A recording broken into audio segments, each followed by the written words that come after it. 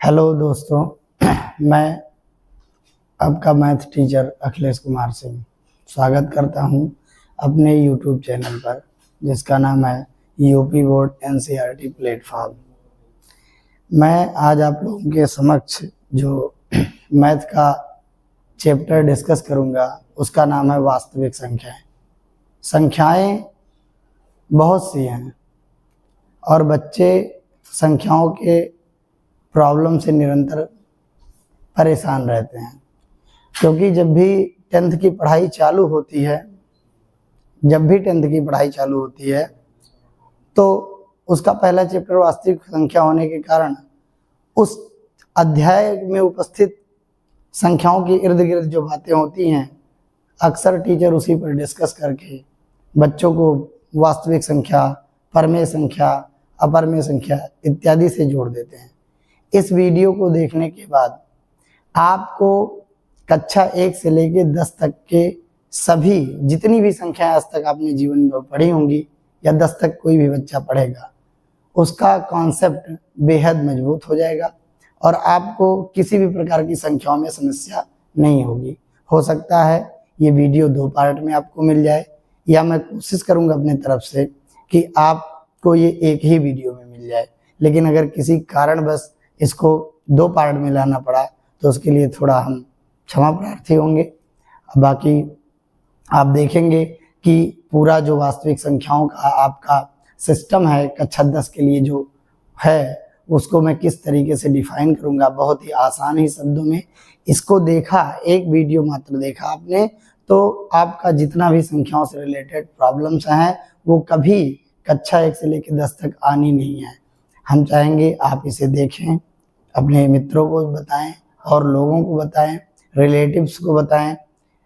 ये हम लोगों का जो चैनल है इस पे आपको सभी सब्जेक्ट जितने भी होंगे, हिंदी है, मैथ है, साइंस है, सभी सब्जेक्ट आपको मेरे और पैनल में जो टीचर उपस्थित हैं निरंतर आपको यूट्यूब के माध्यम से मेरे चैनल पर सभी सब्जेक्ट का सल्यूशन और बेस्ट तैयारी 100% तैयारी आपको करा के मिलेगी। हमारा टीम बच्चों को शून्य से शिखर तक ले जाने के लिए सदैव प्रयासरत है। हमारे गांव के बहुत से बच्चे हैं जो हमारे ज़िले में नंबर 1 स्थान प्राप्त करते हैं और आए दिन, मतलब ये नहीं है कि केवल आज से ही कर रहे हैं, सदियों से कर रहे हैं। काफ़ी टीचिंग में हम लोगों ने काफ़ी समय दिया है, सभी क्वेश्चनों का संग्रह वगैरह सब कुछ है। तो बिना देरी करते हुए चलते हैं आप लोगों के लिए आज जो वास्तविक संख्याओं के इर्द गिर्द घूमने वाली जितनी भी संख्याएं हैं उस पर डिस्कस करेंगे, जिसको संख्या पद्धति में हम पढ़ते हैं। तो आइए शुरू करेंगे बिना देरी के संख्या पद्धति।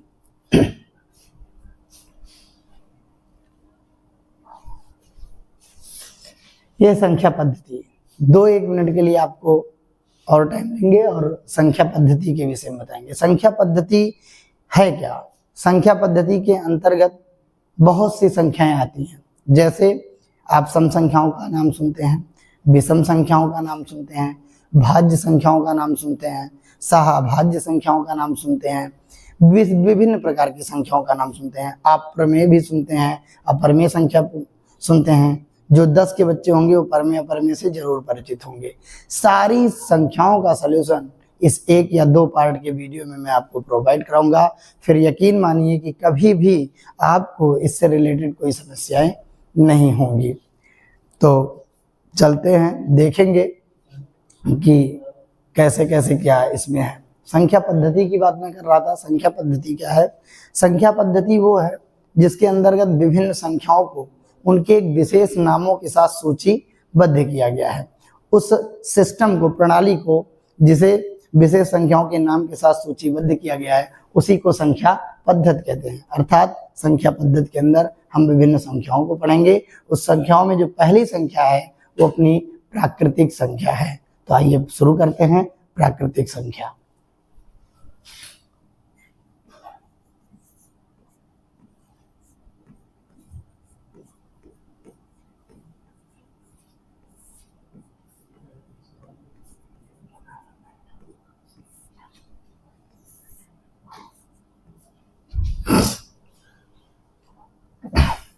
प्राकृतिक संख्या क्या है?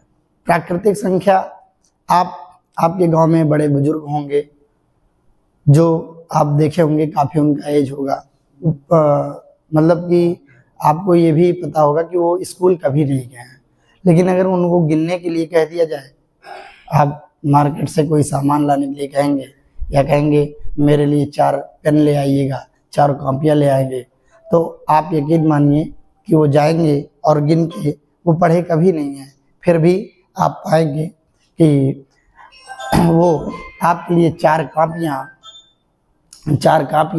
या 4 पेन ले आएंगे।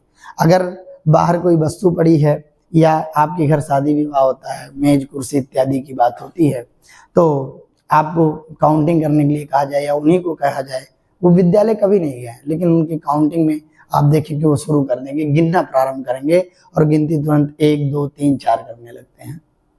ये कैसे? ये प्राकृतिक संख्याओं के रूप में उन्हें नेचुरली इतना व्यवहारिक रूप में पता है, और यही व्यवहारिक रूप में जो उनको ज्ञान प्राप्त हुआ है, इन्हीं को नेचुरल नंबर, मतलब कि आसपास की थिंग्स को, वस्तुओं को गिनने के लिए हम लोग जिसका प्रयोग कर रहे हैं,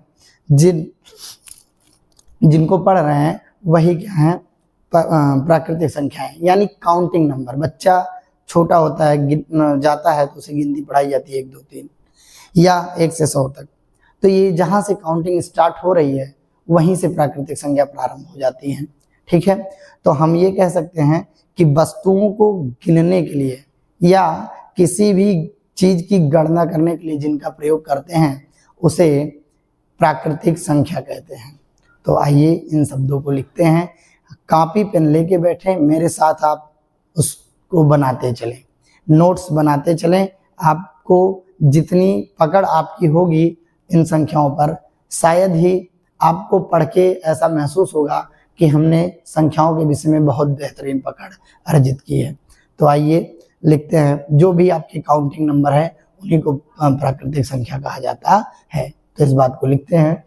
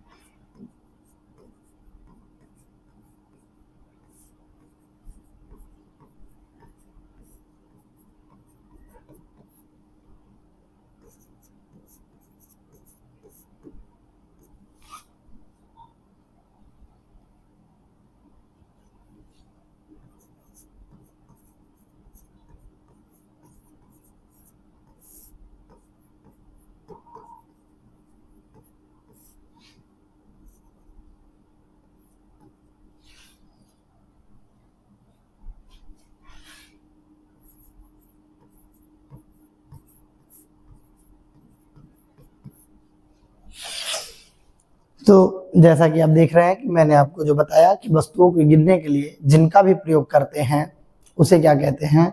प्राकृतिक संख्या कहते हैं। आप किसी भी बच्चे से या किसी भी चीज से, किसी भी से अगर आप कहेंगे कि वस्तुओं को गिनिए, किसी भी चीज को गिनिए, तो वो तुरंत ही 1 से प्रारंभ कर देता है। तो गणना करने वाली संख्याएं प्राकृतिक संख्याएं होती हैं।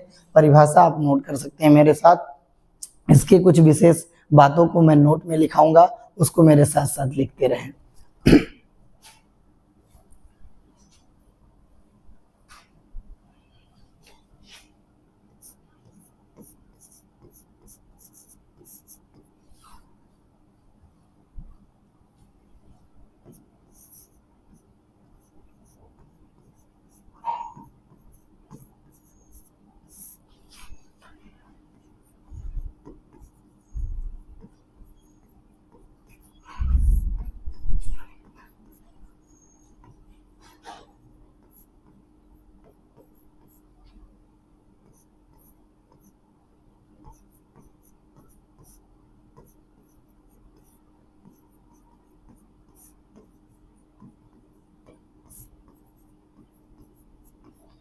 जैसा कि आप देख पा रहे हैं कि प्राकृतिक संख्याओं का जो सेट होता है, जो समुच्चय होता है, समूह होता है, उसे कैपिटल एन से प्रदर्शित किया जाता है, लिखा जाता है या दर्शाया जाता है।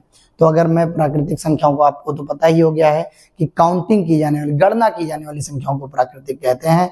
तो गणना चालू होती है 1 से, इसलिए अगर 1, 2, 3 इस तरीके से गणनाओं को दर्शाना प्रारंभ करें तो इन्हीं संख्याओं को प्राकृतिक कहेंगे। लिखने का तरीका कैपिटल एन आपको बता दिया गया है, तो आइए इसको लिखते हैं कि कैसे इसे दिखाया जाएगा।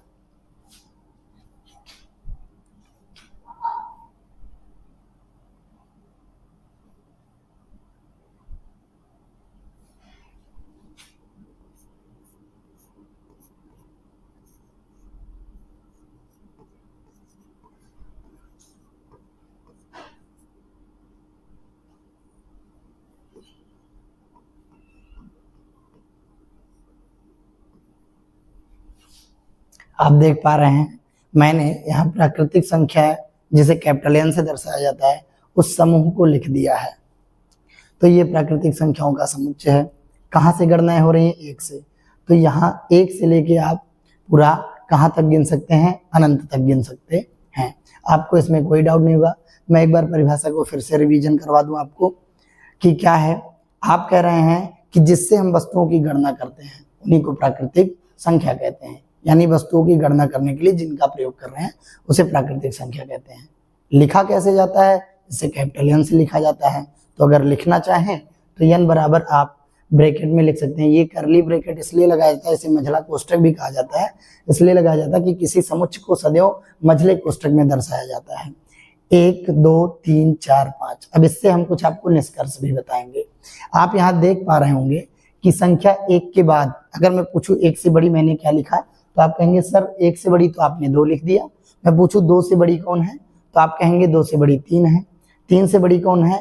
4 है। 4 से बड़ी कौन है? 5 है। ऐसे आप अपने दोस्तों से अगर चर्चा करते रहेंगे तो सारे दोस्त समाप्त हो जाएंगे। आपकी दोस्ती की जो संख्या है वो कम पड़ जाएगी, लेकिन इनकी काउंटिंग बंद नहीं होगी। इसलिए गणितज्ञों ने, बड़े जो विशेषज्ञ हैं, उन्होंने एक सिंबल इजाद किया है जिसका नाम है इन्फिनिटिव। अब इसके बाहर आपको नहीं जाना है। कहाँ एंड होता है? अनंत तक। ऐसे संख्याएं चलती रहेंगी और ये जाके लास्ट में जहां समाप्त होगा उसे अनंत कहा जाएगा। तो ये जो साइन है वो अनंत का है। किसका है? आज से आप इसको याद रखेंगे, ये जो सिग्नेचर है, जो साइन है, वो क्या है? अनंत का है। तो संख्याएं 1 से प्रारंभ होती हैं प्राकृतिक और कहाँ तक चलती हैं? अनंत तक। आप देख रहे हैं 1 के बाद 2 पे जाने पर आप बढ़ जा रहे हैं, 3 पे जाने पर आप बड़े हो जा रहे हैं, 4 पे जाने पर आप बड़े हो जा रहे हैं। सबसे अधिक से अधिक कहाँ जा सकते हैं? अनंत तक जा सकते हैं। तो सबसे ज्यादा आप यहाँ तक बढ़ सकते हैं। बात क्लियर है? आप समझ पा रहे होंगे मेरी बातों को।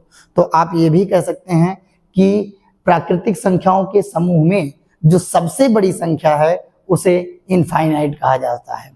और आप क्या कर सकते हैं? सबसे छोटी संख्या की बात करें तो हम कहेंगे 4 से छोटी 3, 3 से छोटी 2, 2 से छोटी 1। तो इसके बाद तो आपका स्टार्ट ही यहीं से होता है, इसके पीछे तो आप जा नहीं रहे हैं, इससे बैक आप नहीं चल सकते। तो सबसे छोटी 1 पर आपको स्टॉप लेना। बड़ी के लिए कहाँ स्टॉप हो रहा है? आपका एंड हो रहा है इन्फिनिटिव। छोटी के लिए कहाँ एंड हो रहा है? 1 पे। तो इस हिसाब से सबसे छोटी संख्या कौन हुई? 1 हुई। और सबसे बड़ी संख्या कौन हुई? इन्फिनिटिव। अब आइए इस बात को मैं नोट कर देता हूँ। मैं फिर कह देता हूँ, मेरे साथ पूरे साल पढ़ाई करेंगे, कॉपी पेपर पेन लेके बैठेंगे, साथ साथ मेरे नोट्स बनाते रहेंगे, तो मैं आपको ये गारंटी देता हूँ कि 100 आउट ऑफ 100 मैथ में मैं आपकी तैयारी कराऊंगा। क्योंकि मेरे द्वारा पढ़ाए गए बहुत से बच्चे ऐसे हैं, कभी मौका मिला, चैनल आगे गया, तो मैं आपको, और चैनल तो तभी आगे जाएगा जब आप लोगों का आशीर्वाद, प्यार, दुलार मिलेगा। अगर आपको थोड़ा सा भी समझ में आए, थोड़ा भी बेस्ट लगे, तो जैसे और लोगों को आपने प्यार सराहा है, वैसे ही हम छोटे जो गांव से बिलोंग करते हैं, गांव के बच्चे हैं, अगर कुछ आपके लिए अच्छा करना चाहते हैं, आपको आगे ले जाना चाहते हैं, तो थोड़ा हम लोगों के लिए भी आप केवल एक लाइक, शेयर, सब्सक्राइब हमारे चैनल को देते रहें। और ज़्यादा गुरुदक्षिणा में हम लोगों को कुछ नहीं चाहिए, मेरी पूरी टीम यही चाहती है। तो आप समझ गए होंगे सबसे छोटी संख्या क्या मैंने डिस्कस कर दी, 1 है प्राकृतिक में, और सबसे बड़ी कौन है? इन्फिनिटिव है। आइए इस बात को मैं लिख देता हूँ।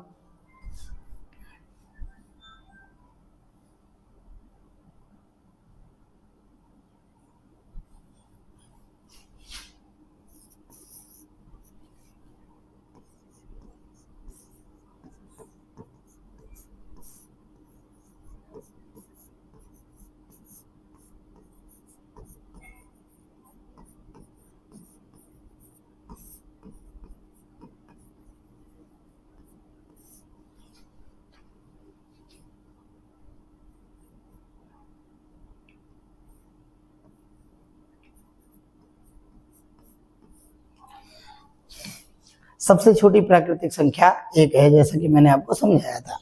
दूसरी बात,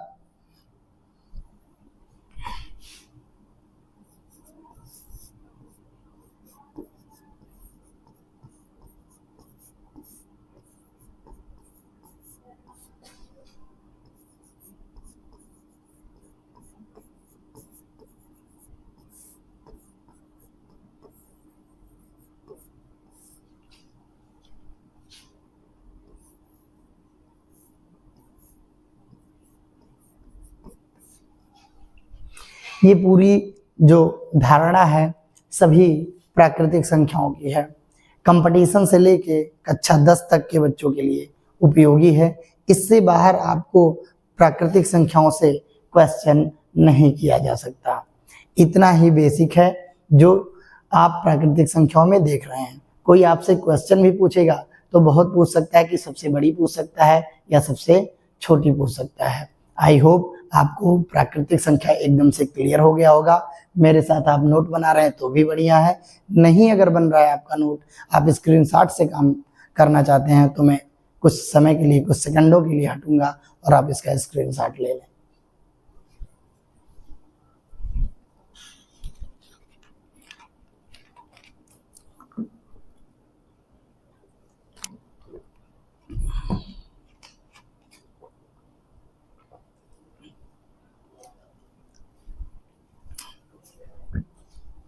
चलिए, आप स्क्रीनशॉट ले लिए होंगे।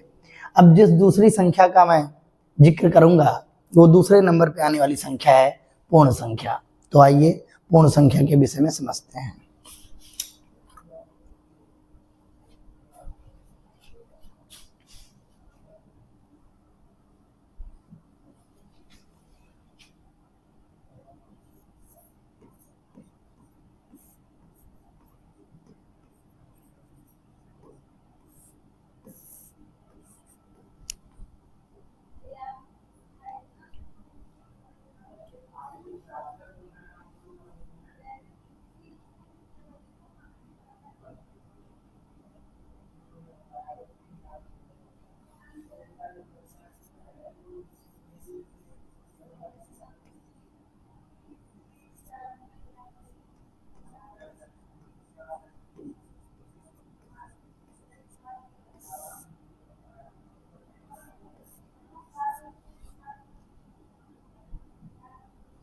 आइए पूर्ण संख्या जिसे होल नंबर कहा जाता है, होल नंबर के विषय में समझते हैं। अभी आपने थोड़ी देर पहले मैंने एक समूह लिखा था प्राकृतिक संख्या का। मैं एक बार फिर से उस समूह को लिखूंगा कि प्राकृतिक संख्या क्या है। प्राकृतिक संख्या आप समझ चुके हैं। अगर मैं आपसे बोलूं कि प्राकृतिक संख्या के समूह को लिखिए तो आप तुरंत ही प्राकृतिक संख्या के समूह को लिख देंगे। कैसे?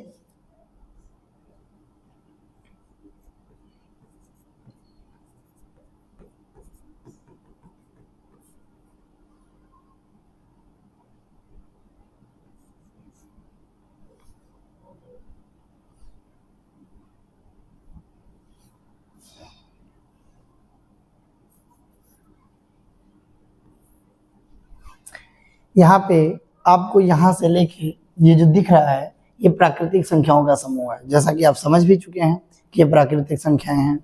अब आप एक संख्या से परिचित होंगे जिसका नाम है शून्य।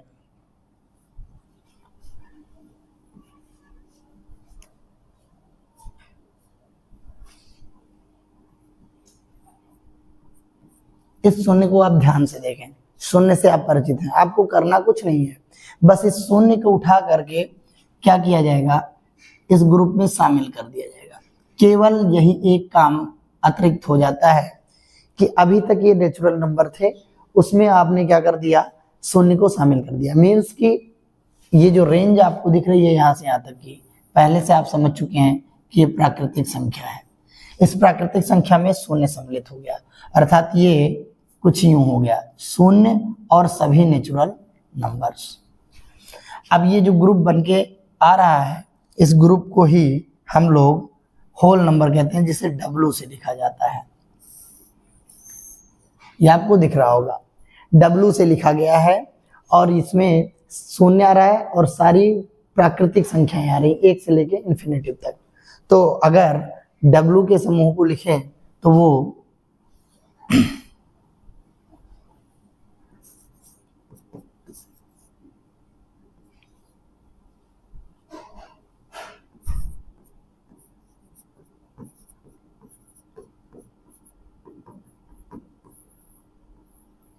कुछ इस प्रकार से होंगी। अर्थात परिभाषा के तौर पे हम ये कह सकते हैं कि जब कभी भी प्राकृतिक संख्याओं के समूह में, ये देखिए प्राकृतिक संख्या था, ये पूरी प्राकृतिक संख्या थी, इसमें आपने केवल 0 को सम्मिलित कर लिया है, तो हम ये कह सकते हैं कि जब कभी भी प्राकृतिक संख्याओं के समूह में 0 को सम्मिलित कर लिया जाता है, जब कभी भी प्राकृतिक संख्याओं के समूह में 0 को सम्मिलित कर लिया जाता है, तो पूरा जो समूह बन के आता है, पूरा जो ग्रुप होता है, उस ग्रुप को क्या कहते हैं? होल नंबर कहते हैं, पूर्ण संख्या कहते हैं। आइए इस बात को मैं लिखता हूं मेरे साथ, आप जैसा कि मैं पहले भी बता चुका हूं कि लिखते रहें, और अगर बन सके तो स्क्रीनशॉट भी आप कर सकते हैं।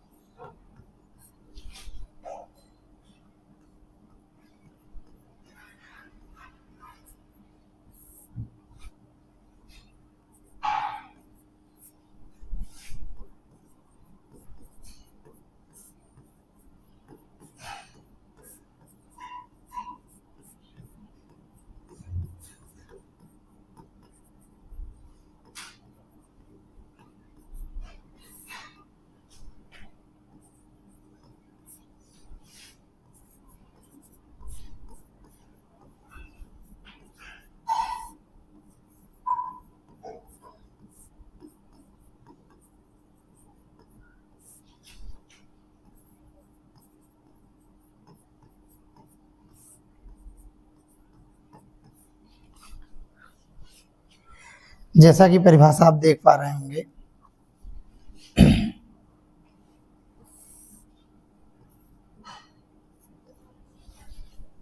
ये आपके पास परिभाषा है। जब प्राकृतिक संख्याओं के समूह में कभी भी 0 को सम्मिलित कर लिया जाता है, तो वो जो समूह बन के तैयार होता है, उस समूह को क्या कहते हैं? पूर्ण संख्या कहते हैं। मान लीजिए प्राकृतिक संख्याओं का आपके पास झोला था, पूरी प्राकृतिक संख्याएं भरी हुई थी, उसमें आपने 0 को उठा के डाल दिया, अब जो समूह हो गया वो पूर्ण संख्याओं का हो गया। इसकी विशेषता नोट के रूप में मैं लिखूंगा, आप उसको भी देखें।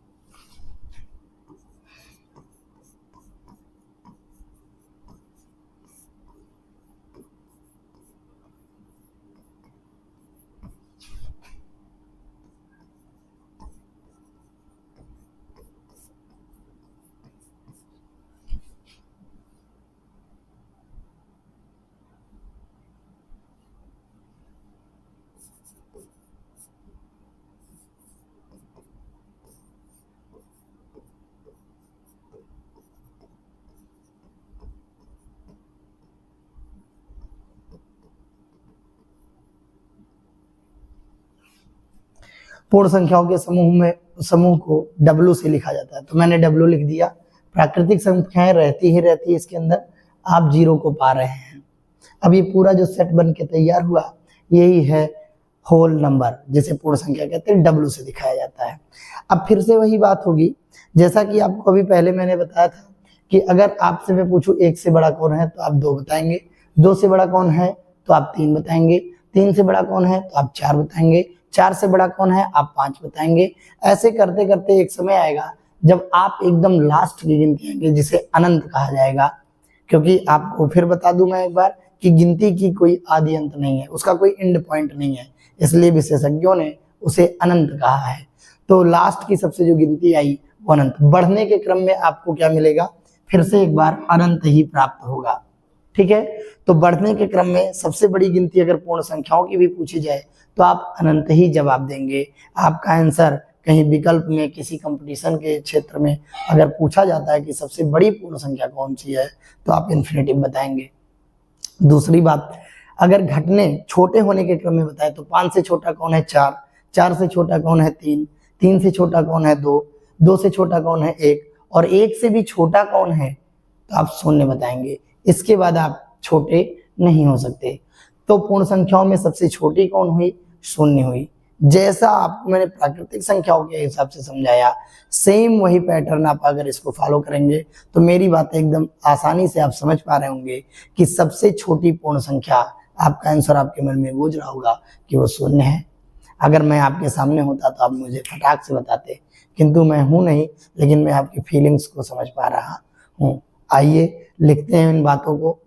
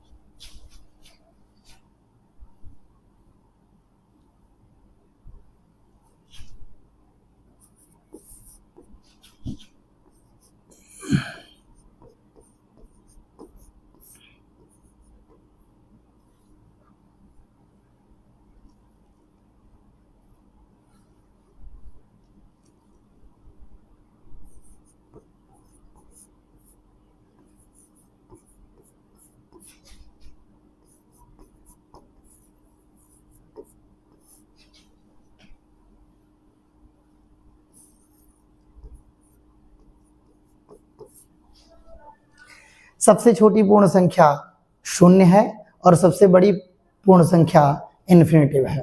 क्लियर है?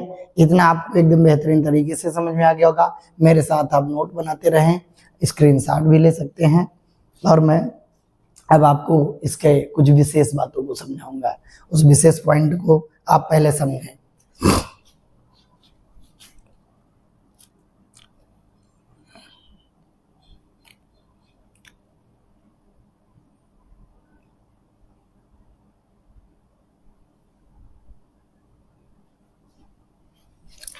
यहाँ देखिए, आपको अगर मैं होल पूर्ण संख्या की बात करूंगा तो आप क्या लिखेंगे?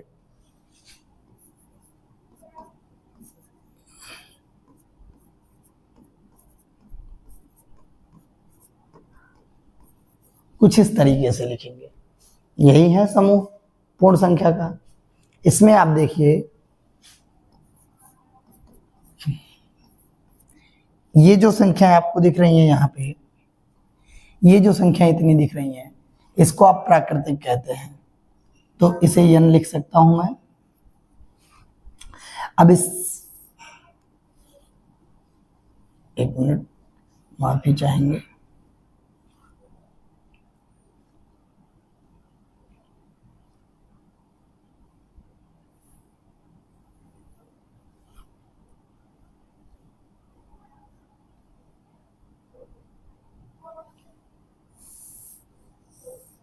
इस समूह को आप देखें, यहां जो नेचुरल नंबर दिख रहा है आपको, प्राकृतिक संख्या दिख रही है, वो किस बॉक्स में है? पूर्ण संख्या, W अर्थात पूर्ण संख्या। ये बात आपको दिख रही होगी कि जो W है उसका ग्रुप यही है। ये प्राकृतिक संख्या जो आपको दिख रही है इस W के बॉक्स में आ रहा है, अर्थात आप कह सकते हैं कि ये W के घर में है, W के अंदर है। मान लीजिए कि पूर्ण संख्या का कोई झोला है, उसके अंदर n उपस्थित है, अर्थात प्राकृतिक संख्याएं उपस्थित हैं। तो हम एक कंक्लूजन निकालते हैं, ये बात कह सकते हैं कि जितनी भी प्राकृतिक संख्याएं हैं वो सभी पूर्ण संख्याएं हैं, क्योंकि सभी प्राकृतिक संख्याएं W के अंदर आ रही हैं। क्लियर है? आपको दिख रहा होगा ये बात एकदम ना। आप देखिए सभी संख्या जितनी भी प्राकृतिक हैं सब W के बॉक्स में हैं, यूं कह लीजिए कि W के घर की हैं। तो W के घर की हैं तो एक भी W का है, दो भी W का है, तीन भी W का है, चार का। मैं W कर रहा हूं तो आपको ABCD तो नहीं समझ में आ रही। W की मीनिंग है पूर्ण संख्या से। क्लियर है? W फॉर होल नंबर, अर्थात पूर्ण संख्या। तो जितनी भी हैं सभी नेचुरल नंबर W के अंदर आती हैं, अर्थात हम ये कह सकते हैं सभी प्राकृतिक संख्याएं क्या हैं? पूर्ण संख्याएं वाली हैं, पूर्ण संख्याएं हैं।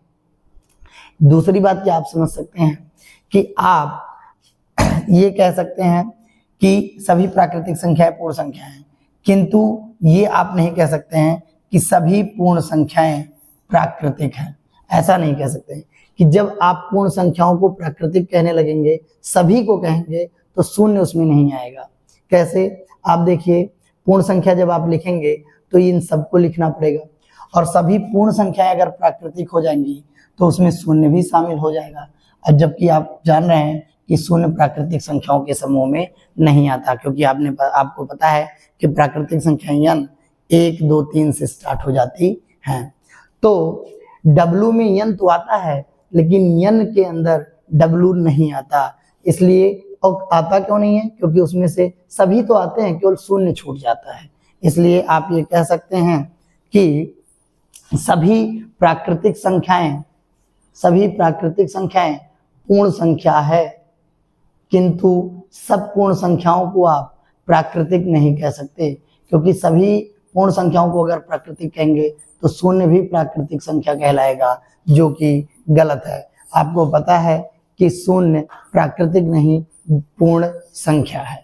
क्लियर है? आई होप आपको ये बातें मेरी समझ में आई होंगी। मैं आपके नोट को और आगे बढ़ा देता हूं।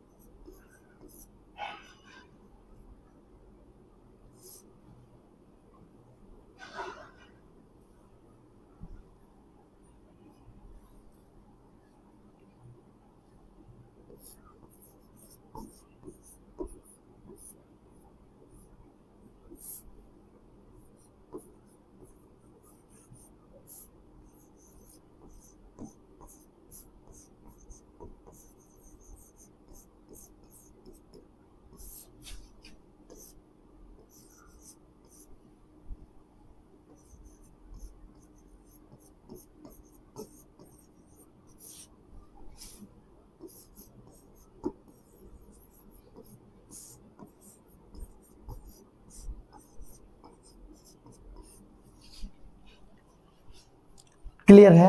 आपको ये सारे डिटेल्स पूर्ण संख्याओं के हैं, तो मैंने आपको दो संख्याएं तैयार करा दी हैं, एक प्राकृतिक संख्या और एक पूर्ण संख्या। जैसा कि आप देख पा रहे होंगे, एक बार मैं इसको फिर से समझा दूं कि यहाँ पर सभी प्राकृतिक संख्याओं को पूर्ण क्यों कहा जा रहा है, क्योंकि पूर्ण संख्याओं का जो बॉक्स है, जो घर है, उसमें सभी n आ रहे हैं। देख रहे हैं, इन सबको n कहा जाएगा। तो सभी n किसमें है? W के अंदर है। तो सभी n को हम W कह सकते हैं, अर्थात सभी प्राकृतिक संख्याओं को पूर्ण संख्या कह सकते हैं। लेकिन अगर पूर्ण संख्या का ग्रुप देखें तो ये पूर्ण संख्या का ग्रुप है। अब हम अगर गलती से ये कहने लगे कि सभी पूर्ण संख्याएं प्राकृतिक होती हैं, तो जी हाँ बिल्कुल होती है। ये सब प्राकृतिक संख्याएं पूर्ण संख्याएं, पूर्ण संख्याओं में ये सब आ रहे हैं। तो प्राकृतिक तो है ही है, लेकिन जीरो जो है एक केवल बच जाता है, जिसे आप प्राकृतिक नहीं कह सकते हैं, क्योंकि जब प्राकृतिक लिखे थे तो उस सेट में आपको शून्य नहीं सम्मिलित था। इसीलिए तो अगली परिभाषा बनी है कि पूर्ण संख्या क्या है, जब प्राकृतिक संख्या में शून्य सम्मिलित हुआ, अर्थात उस समय सम्मिलित नहीं था। ठीक है, तो इसी कारण से कि शून्य पूर्ण संख्या तो है लेकिन प्राकृतिक नहीं होता। वही बात यहाँ लिखा है कि सभी प्राकृतिक संख्याएं कैपिटल एन यानी पूर्ण संख्या हैं, किंतु सभी पूर्ण संख्याएं डब्ल्यू यानी प्राकृतिक संख्या नहीं है। क्यों नहीं है, रीजन आप बताएंगे कि शून्य छूट जाएगा। जब भी आप पूर्ण संख्याओं को प्राकृतिक कह देंगे, सभी पूर्ण संख्याओं को प्राकृतिक कहेंगे, तो आपका शून्य क्या हो जाएगा, छूट जाएगा, क्योंकि पूर्ण संख्याओं में शून्य भी आता है। ठीक, अब आप इसको लिख सकते हैं, स्क्रीनशॉट ले सकते हैं। जितनी भी पूर्ण संख्याओं से रिलेटेड क्वेश्चंस बन सकते हैं, एमसीक्यू बन सकते हैं, बहुविकल्पी जो भी बन सकता है, कंपटीशन में जो भी पूछ सकता है। मैं फिर कह रहा हूँ कि ये वीडियो कक्षा 1 से लेकर 10 तक के आने वाली जितनी भी संख्या आज तक आपने सुनी पढ़ी होंगी, जिनके विषय में जानते हैं नहीं जानते हैं, सबके लिए उपयोगी है। ये वीडियो 2 पार्ट में भी आ सकता है। अगर मैं कंप्लीट कर ले गया कुछ एक आध घंटे में, तो एक ही 1 शॉट में ही खत्म कर दिया जाएगा। नहीं तो अगर कुछ कम पड़ गया तो थोड़ा आपको अगला वीडियो इसका जो आएगा उसको देखना पड़ेगा, तभी जाके आपको सारी संख्याओं पर कॉन्सेप्ट का बेहतरीन पकड़ हो पाएगा। तो आप इसको स्क्रीनशॉट ले लें, लिख लें। तब तक के लिए मैं हटता हूँ।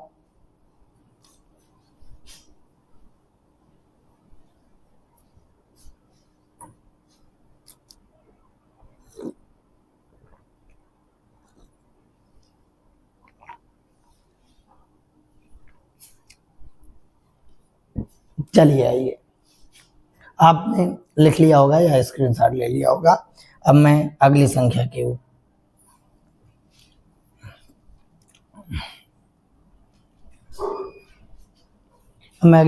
तरफ चलूंगा।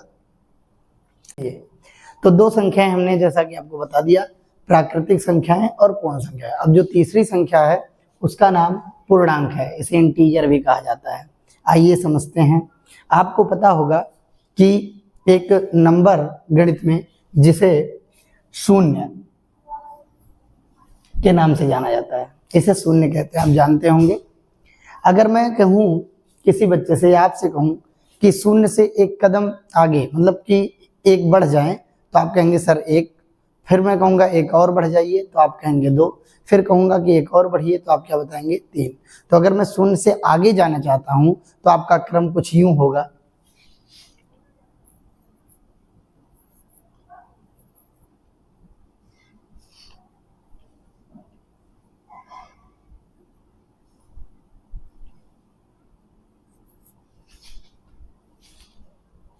ऐसे होगा। अब आपको पता है कि गिनती का कोई आदि और अंत नहीं है। आपको पता है, मैं पहले भी डिस्कस कर चुका हूं कि आप 1 के बाद 2 पे पहुंचेंगे, 2 के बाद 3 पे पहुंचेंगे, 3 के बाद 4 पे पहुंचेंगे। ऐसे तो आप निरंतर काउंटिंग करते ही रहेंगे, लेकिन आपके पास एक स्टॉप एंड पॉइंट है जिसे अनंत के नाम से जाना जाता है। तो इनको हम मैक्सिमम कहाँ तक लिख पाएंगे?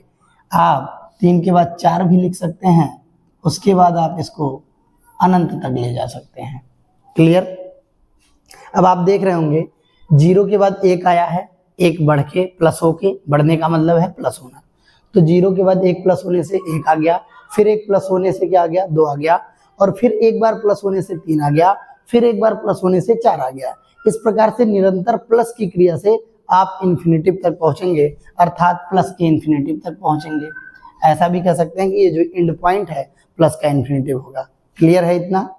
दूसरी बात सुनिए, आप 0 से आगे बढ़ रहे हैं तो आप प्लस हो रहे हैं, इसका मतलब है कि ये सभी संख्याएं प्लस की हैं। इस तरीके से डिफाइन होता है कि 0 से ऊपर की संख्याएं जो हैं, जो 0 से अधिक की संख्याएं हैं, वो क्या हैं? वो प्लस की संख्याएं हैं। इसका मतलब 0 के पीछे भी एक दुनिया है। अगर एक कदम आप यहां से पीछे चलना प्रारंभ कर दें, 4 से 1 माइनस होने लगे, तो 4 से 1 माइनस होने से 3 आ जाएंगे, 3 से 1 माइनस होने पर 2 आ जाएंगे, 2 से 1 माइनस होने पर 1 पे आ जाएंगे। अब 1 से अगर आप एक माइनस हो जाएंगे तो 0 पे आ जाएंगे। तो 0 तक तो आप सीख ही लिए, 0 तक जान रहे हैं कि अगर 1 से एक माइनस हो तो 0 आ जाएंगे। लेकिन अगर 0 से आप एक माइनस हो जाइए तो आपका क्या आएगा, -1 रह जाएगा, क्योंकि 0 का मतलब कुछ नहीं है। अब इस वैल्यू में अगर आप एक बार और माइनस होते तो ये दोनों माइनस इकट्ठे होकर -2 हो जाते। इस प्रकार से आपको दिख रहा है कि 0 से अगर पीछे की तरफ चलना प्रारंभ कर दें हम लोग, तो 0 के पीछे भी एक दुनिया है जिसे ऋण की दुनिया कहते हैं, माइनस की दुनिया कहते हैं। मान लीजिए कि आपने पहली बार एक पीछे हुआ, एक कदम और पीछे, इस बार एक और कदम पीछे हो गए, तो आपको 0 तो कुछ नहीं है, 1 1 2 1 3, 3 कदम आप माइनस हो गए। अगर आप 0 के बाद 4 कदम माइनस होना चाहते हैं, -1 -1 और एक माइनस, इस प्रकार से आपको -4 प्राप्त होगा। तो आप देख रहे हैं 0 से जैसे आप पीछे बैकवर्ड चल रहे हैं, आपको पहले -1 मिल रहा है, अगली बार एक कदम और पीछे होने से -2 मिल रहा है, अगली बार और पीछे होने से -3 मिल रहा है, अगली बार और एक कदम पीछे होने से। इसका मतलब ऐसे निरंतर आप चलते रहें तो एक बार एंड के लिए माइनस के इनफाइनाइट तक पहुंचेंगे। इसके बीच में ऋण की पूरी दुनिया है, सभी संख्याएं हैं। आई होप आपको समझ में आ रहा होगा कि मेरे कहने का मतलब है कि अगर आप शून्य से बढ़ना चाहते हैं, शून्य से आगे जाना चाहते हैं, तो वो प्लस की दुनिया है, और अगर आप शून्य से पीछे चलना चाहते हैं तो वो सीरीज माइनस की दुनिया है, यानी ऋण की संख्याएं हैं, ऋणात्मक संख्याएं हैं। तो आप मैं लिखता हूं, आप देखें सीरीज को। 0 से एक कदम पीछे आपको पहले -1 मिलेगा, उसके बाद एक बार और आपको -2 मिलेगा, एक बार और अगर आप पीछे चलेंगे तो -3 मिलेगा। अब कम के क्रम में चलने पर, पीछे जाने पर, या माइनस या घटने के क्रम में आपको कहां तक मैक्सिमम घट सकते हैं, आप माइनस के इन्फिनिटिव तक आ सकते हैं। ये जो पूरी सीरीज आपको दिख रही है बनके जो तैयार हुई है, इसी को पूर्णांक कहा जाता है। अगर आप पूर्णांक में सबसे बड़े पूर्णांक की बात करें तो वृद्धि की तरफ चलेंगे, बढ़ने का क्रम है कि 0 से 1 बढ़े, फिर 2 बढ़ गए, फिर 3 बढ़े, फिर 4 बढ़े, अंत में जो आप पहुंचेंगे वो आपका इनफाइनाइट होगा। इसलिए कहने के लिए कि सबसे बड़ा पूर्णांक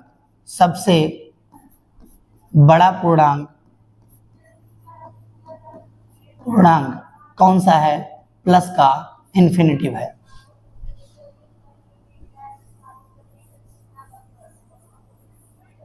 क्लियर है? जब आप 0 से आगे बढ़ने लगते हैं तो ये वृद्धि बढ़ने वाली संख्या है। सबसे बड़ी संख्या कौन सी आपकी मिलेगी पूर्णांक में, प्लस की, और आप इससे पीछे चलेंगे, 4 से पीछे तो 3 कम हो गए, फिर 2 फिर कम हो गए, फिर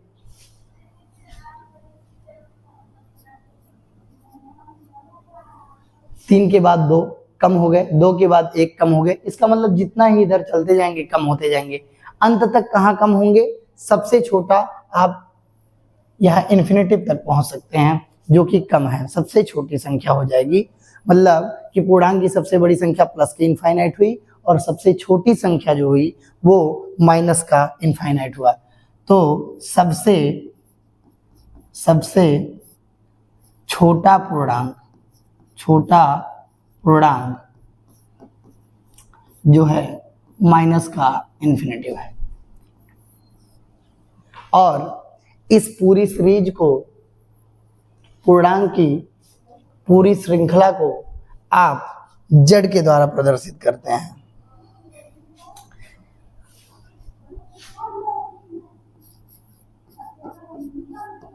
पूर्णांक संख्याओं के समूह को जड़ से लिखा जाता है।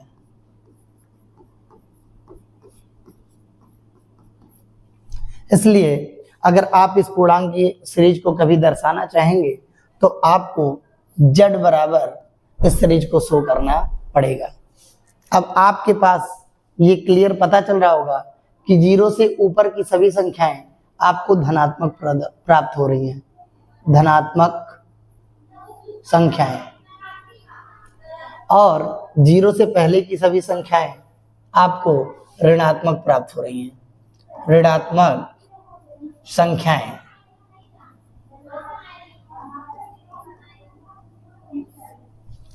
मीन्स कि जीरो को अगर छोड़ दिया जाए तो जीरो से ऊपर की सभी संख्याएं धनात्मक में आ रही हैं और जीरो से पहले की सभी संख्याएं ऋणात्मक में आ रही हैं। इस प्रकार से अगर हम पूर्णांक की परिभाषा लिखना चाहें तो हम ये लिख सकते हैं कि सभी धनात्मक और सभी ऋणात्मक संख्याओं का समूह जिसमें शून्य भी सम्मिलित होता है उसे पूर्णांक कहते हैं।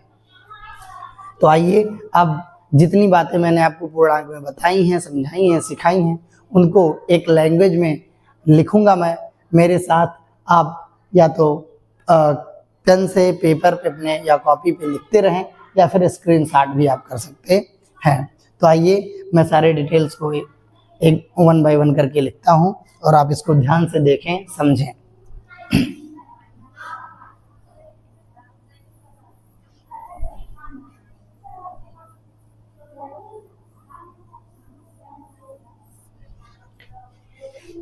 अभी थोड़ी देर पहले मैंने सीरीज पूर्णांक लिखी थी, उसमें आपको मैंने धनात्मक संख्याएं दिखा दी जो जीरो से ऊपर की हैं, ऋणात्मक संख्याएं दिखा दी जो जीरो के बाद हैं, लेकिन मैंने जीरो पर डिस्कस नहीं किया। कोई आपसे अगर पूछ भी सकता है कि जीरो के विषय में क्या कहा जाएगा, तो जीरो जो है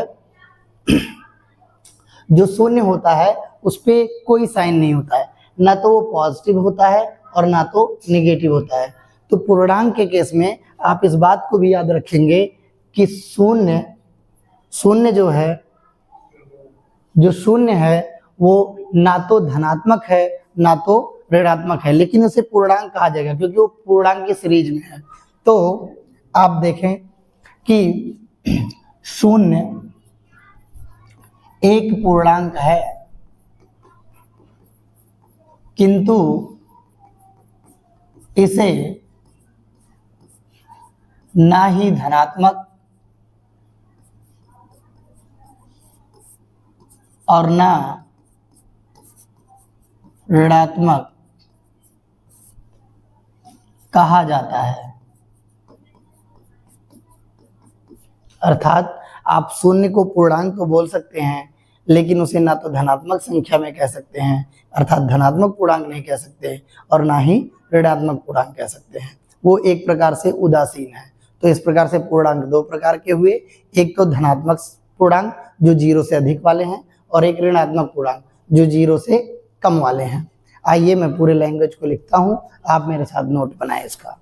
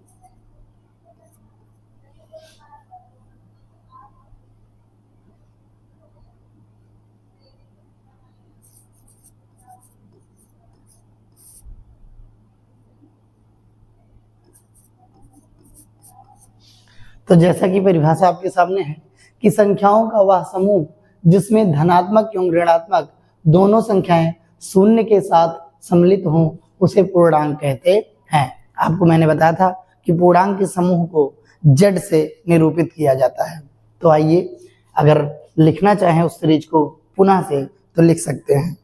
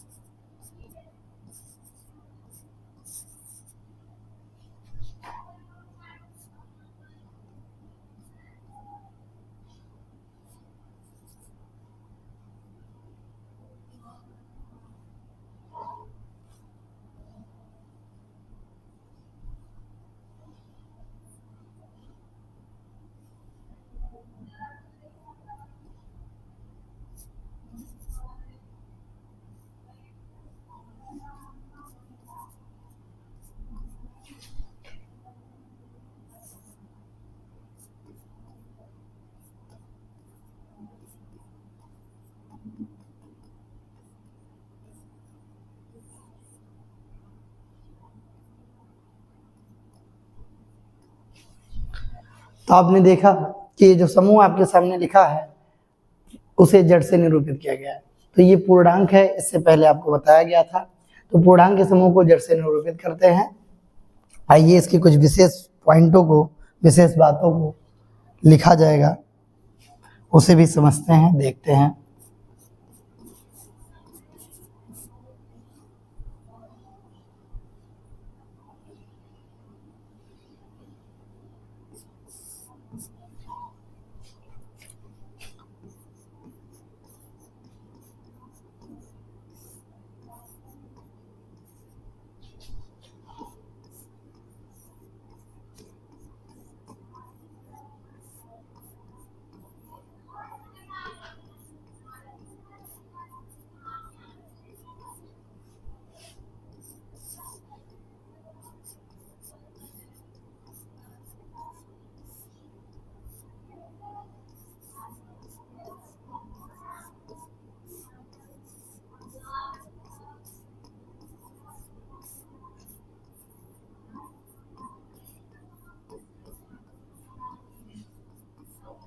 ये दोनों बातें मैंने आपको बताई थी कि सबसे बड़ा पूर्णांक प्लस का इनफाइनाइट होता है और सबसे छोटा पूर्णांक माइनस का इनफाइनाइट होता है। साथ ही साथ मैंने आपको ये भी बताया था कि शून्य पूर्णांक तो है, किंतु वो ना तो धनात्मक पूर्णांक है ना तो ऋणात्मक है।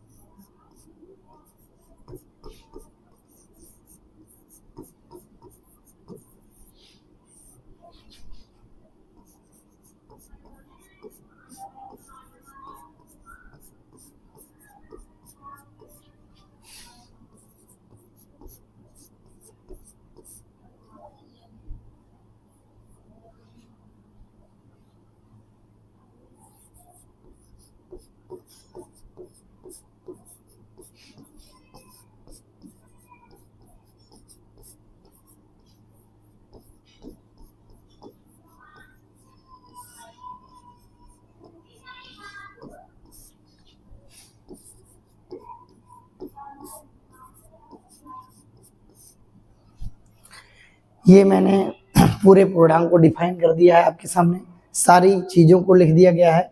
एक आप बात और विशेष करके लिख सकते हैं, वो आपके लिए इम्पोर्टेंट है।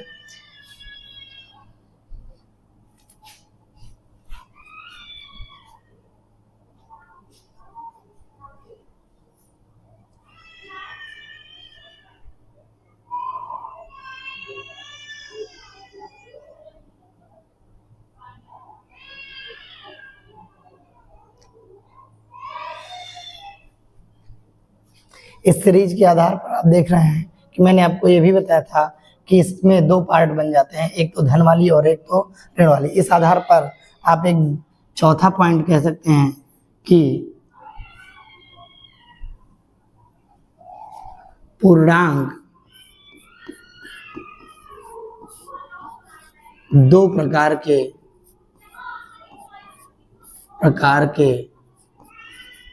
होते हैं, दो प्रकार के होते हैं।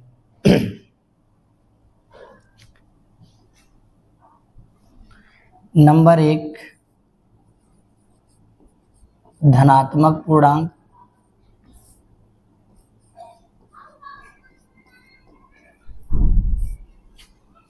और दूसरा ऋणात्मक पूर्णांक। इस प्रकार से आप देख सकते हैं मैंने पूरे पूर्णांक को आपके सामने बता दिया है, समझा दिया है। आप इसको लिख सकते हैं या फिर मैं कुछ सेकंड के लिए हटूंगा, आप इसका स्क्रीनशॉट ले लें।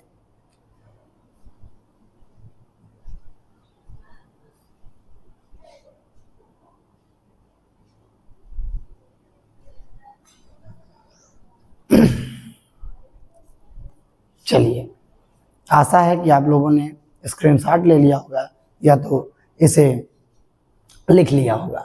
आगे बढ़ते हैं, जो हमारी चौथी संख्याएं हैं सम और विषम।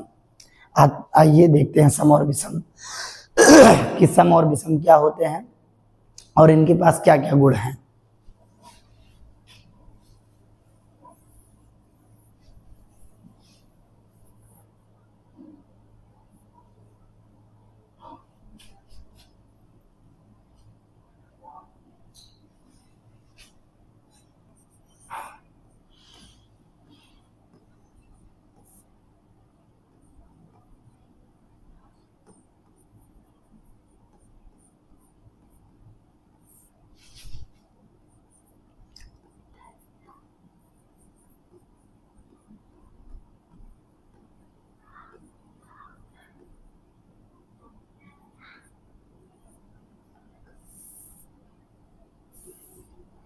जैसा कि आप देख पा रहे होंगे, अब मैं जो डिस्कस करने जा रहा हूं उसका नाम है सम संख्याएं, अर्थात इवन नंबर।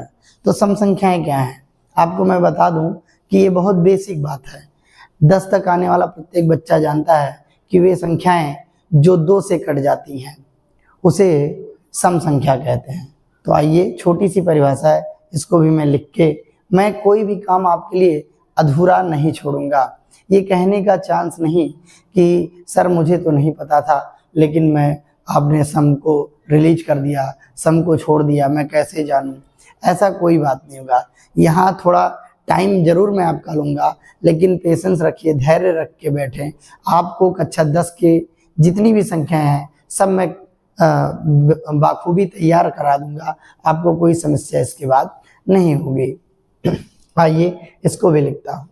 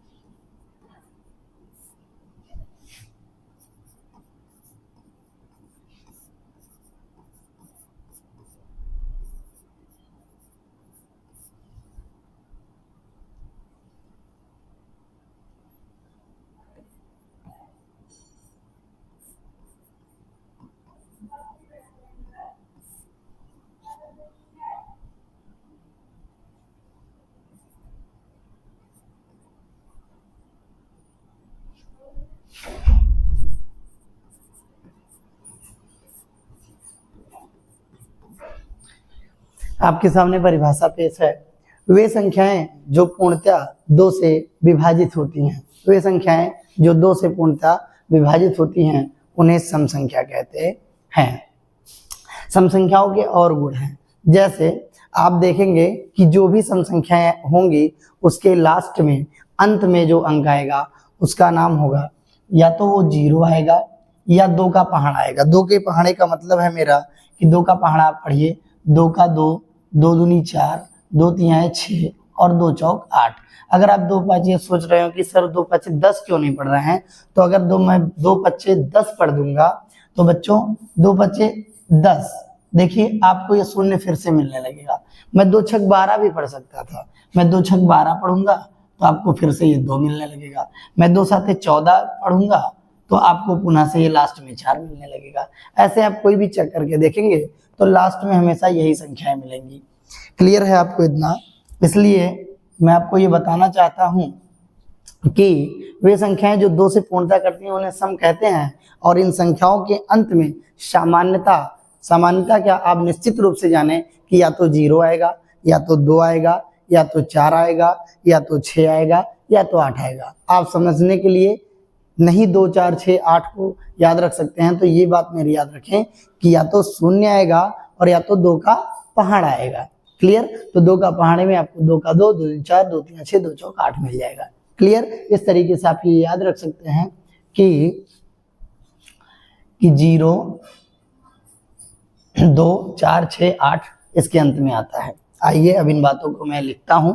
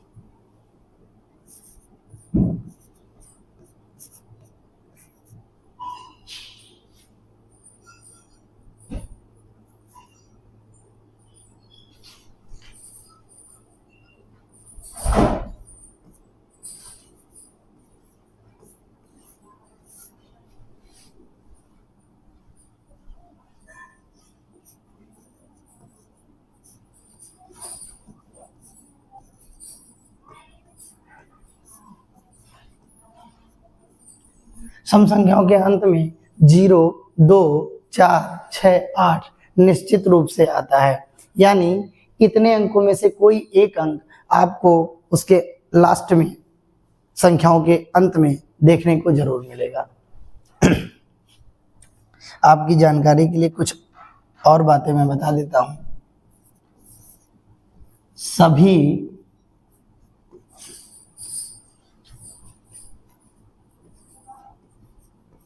सम संख्याएं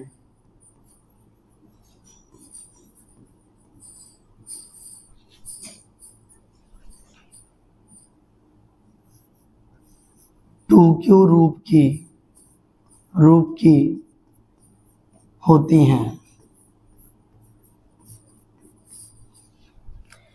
बच्चों, मैंने यहाँ लिख दिया है कि सभी संख्याएं जो सम होंगी वो किस टाइप की होंगी, 2q टाइप की होंगी। इसका मतलब मैं आपको समझाता हूं कि अगर आप 2q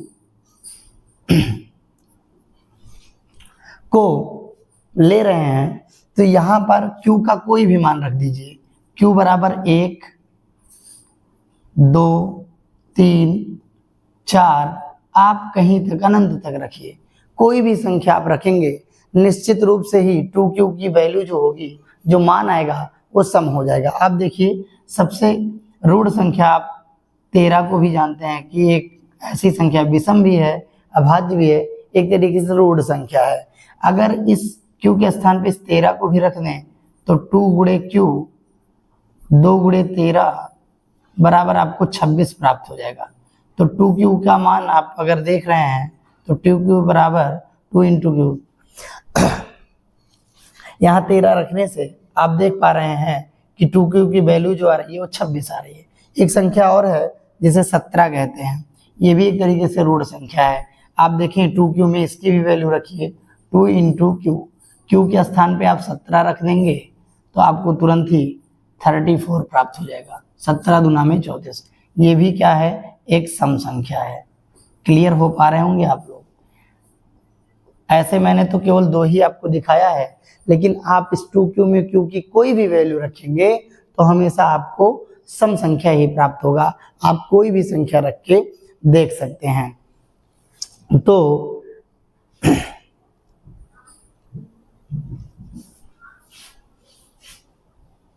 इसलिए मैंने ये लैंग्वेज लिखा है कि सभी सम संख्याएं 2q रूप की होती हैं। आई होप आपको अच्छे से समझ में आ गया होगा। चलिए, मैं अब अपने अगली संख्या की तरफ बढ़ूंगा जिसका नाम है विषम संख्या।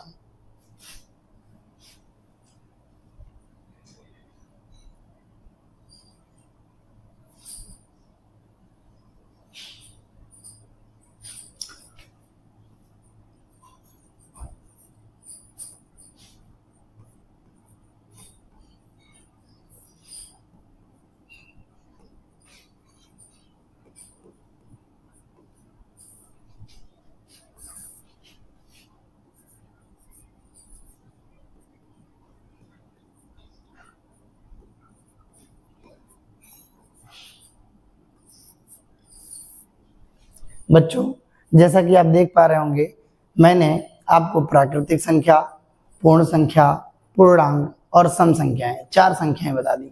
अब जो अगला मुझे पढ़ाना है वो विषम संख्या है। इसे इंग्लिश में ऑड नंबर भी कहते हैं। मैं यहाँ पे आपको लिख भी दिया हूँ कि विषम संख्याएं और ऑड नंबर। क्लियर? अब मैं इस पे आपसे चर्चा करूँगा। अभी आपने कहा कि जो संख्याएं 2 से पूर्णतः विभाज्य होती हैं सम होती हैं। आप जानते हैं कि जितनी भी संख्याएं हैं या तो वो सम होंगी या तो वो विषम होंगी। ये और बात है कि संख्याओं को और भी उसमें गुण होने के कारण अलग अलग नामों से जाना जाता है, जैसे भाज्य, अभाज्य, सहभाज्य। आपने बेसिकली इतना नाम तो सुना ही होगा। लेकिन कोई भी संख्या को किसी भी नाम से पुकारी जाए, उसमें चेक करेंगे तो 2 गुण पाए जाएंगे, या तो वो सम होगा या तो वो विषम होगा।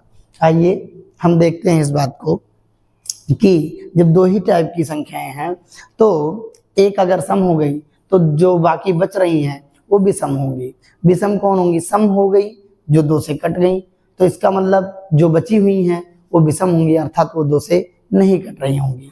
क्लियर है? तो आइए इस बात को मैं लिखता हूं।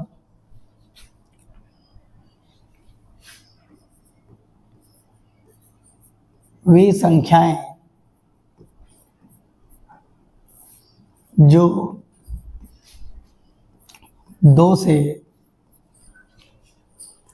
से विभाज्य नहीं होती हैं, उन्हें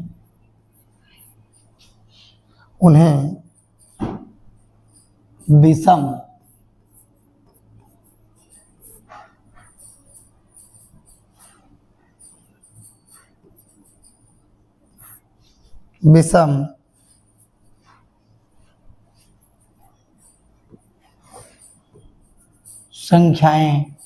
संख्या कहते हैं।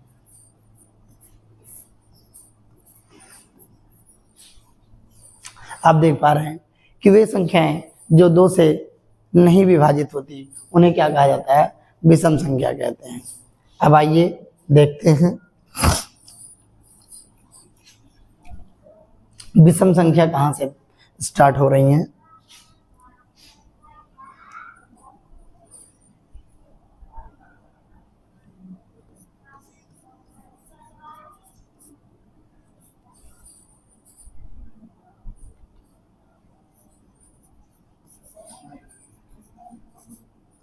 सबसे छोटी विषम संख्या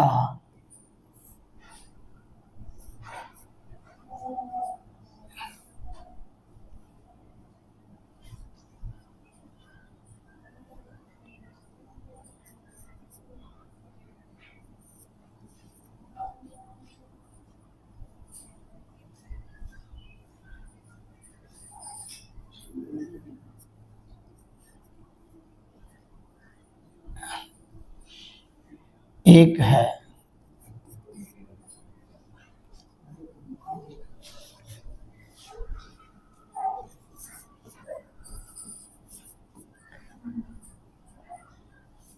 सबसे छोटी विषम संख्या 1 है। आगे देखिए, सभी विषम संख्याओं के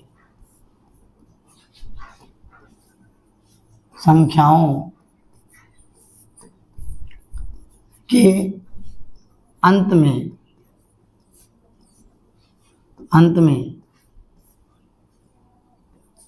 1, 3, 5,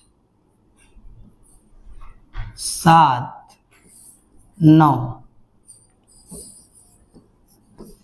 आते हैं। अभी आपने सम संख्याओं में देखा था कि जो 2 से विभाज्य हो रही हैं, बिल्कुल ठीक उसका उल्टा है, जो 2 से विभाज्य ना हो। तो जो 2 से विभाज्य हुई वो सम हो गई, जो 2 से विभाज्य नहीं है उन्हें विषम कहा गया। ठीक है, उसमें आपको एक चीज मैंने बताया कि सबसे छोटी विषम संख्या कौन सी है? 1 है। सभी विषम संख्याओं के अंत में, वहां आपको बताया गया था कि सभी सम संख्याओं के अंत में 0 और 2 का पढ़ा, अर्थात 2, 4, 6 और 8 आते हैं। यहाँ आपको बताया जा रहा है कि सभी विषम संख्याओं के अंत में, अगर आप नहीं जान पा रहे हैं तो इससे आप क्लियर कर सकते हैं कि जितनी भी विषम संख्या होंगी उनके अंत में या तो 1 आएगा, या तो 3 आएगा, या तो 5 आएगा, या तो 7 आएगा, या तो 9 आएगा। आप देख रहे हैं कि मैं यहाँ एक संख्या लिखूं जो कि सम है। अब इसके अंत में जैसे ही मैं इसमें से कोई संख्या लिखूंगा ये तुरंत विषम हो जाएगा। देखिए, ये लास्ट के अंक को बदल दीजिए, इनसे किसी को भी बदलिए। अगर मैं 1 लिखता तो 11 बन जाता, जो कि क्या है? विषम है। क्लियर है? अगर मैं इसके बगल 3 को लिखता तो आप देख रहे हैं ये भी क्या बन जाता? विषम। अगर मैं इस 1 के बगल इसको रख देता 5 तो ये भी आपको क्या मिलता? एक विषम मिलता। यदि 7 रखता तो आपको 17 मिलता, जो कि एक विषम है। यदि मैं 9 रख देता तो भी आपको विषम प्राप्त होता। इस प्रकार से आप कह सकते हैं कि वे सभी संख्याएं जिसके अंत में 1, 3, 5, 7, 9 आते हैं वो विषम है। ऐसे ही सम संख्या के लिए भी कह सकते हैं कि वे संख्याएं जिसके अंत में 0, 2, 4, 6, 8 आते हैं उन्हें सम संख्या कहते हैं। आप ऐसे भी परिभाषित कर सकते हैं। ठीक, आगे देखें।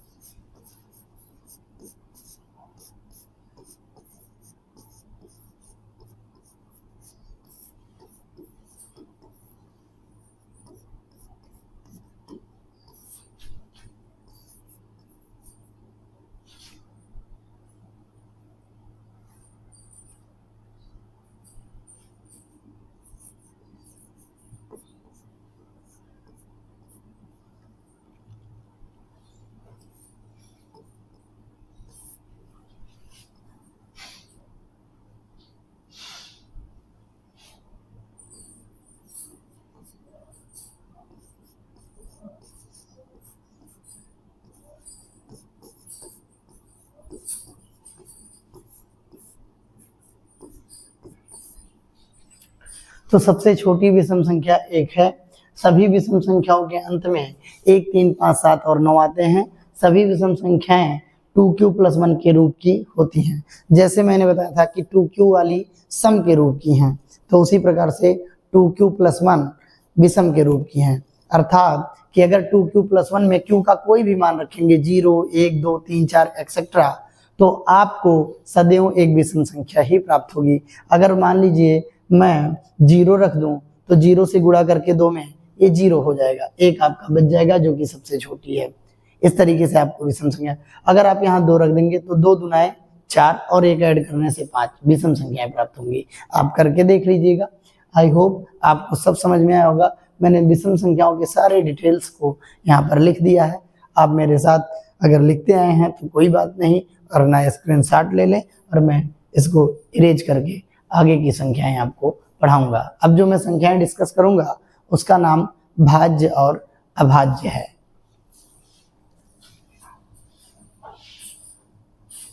स्क्रीनशॉट ले लें आप लोग।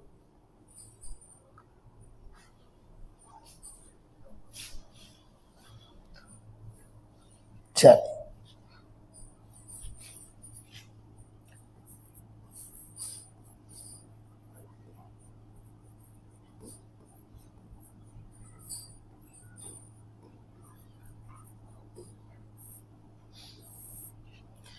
अभाज्य संख्या। अभाज्य संख्या किसे कहते हैं? परिभाषा की बात हम बाद में करेंगे, पहले आप समझें। आप देखते होंगे कुछ संख्याएं ऐसी हैं यहाँ नेचर में कि जिसे आप किसी अन्य संख्याओं से नहीं काट सकते हैं। जैसे दुनिया की सभी संख्याएं, जितनी भी संख्याएं हैं, वो 1 से तो कट ही जाती हैं। मान लीजिए आपको मैं 5 को काटने के लिए कहूँ 1 से, तो आप 5 बार टेबल पढ़ देंगे और कट जाएगा ये। अगर मैं ऐसे 6 को काटने के लिए कहूँ 1 से, तो 1 छक्के 6, आप 6 काट देंगे। 1 सत्ते 7 को काटा जा सकता है।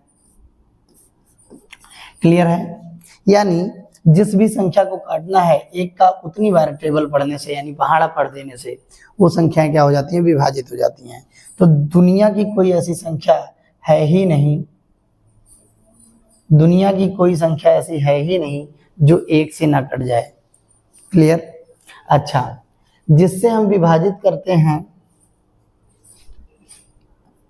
किसी संख्या को जिससे विभाजित करते हैं उसे, उस संख्या का गुणनखंड कहते हैं। गुणनखंड मीन्स फैक्टर कहते हैं। क्लियर है ये बात? मतलब कि जैसे मैंने 16 को 2 से काटा, 2 अठे 16 कट गया। इसका मतलब कि ये 2 ने 16 को काटा, तो 2 जो है वो 16 का क्या है, 16 का क्या है, गुणनखंड है। ये कहने का मतलब मैंने 15 को 3 से काटा, 3 पाँचे 15, तो 3 15 का एक क्या हो जाएगा, गुणनखंड हो जाएगा। तो ऐसे जब सभी संख्याएं 1 से कट रही हैं तो हर संख्या का गुणनखंड 1 होगा। ये बात आपको समझ में आ रही होगी। सभी संख्याओं का एक जरूर फैक्टर होता है।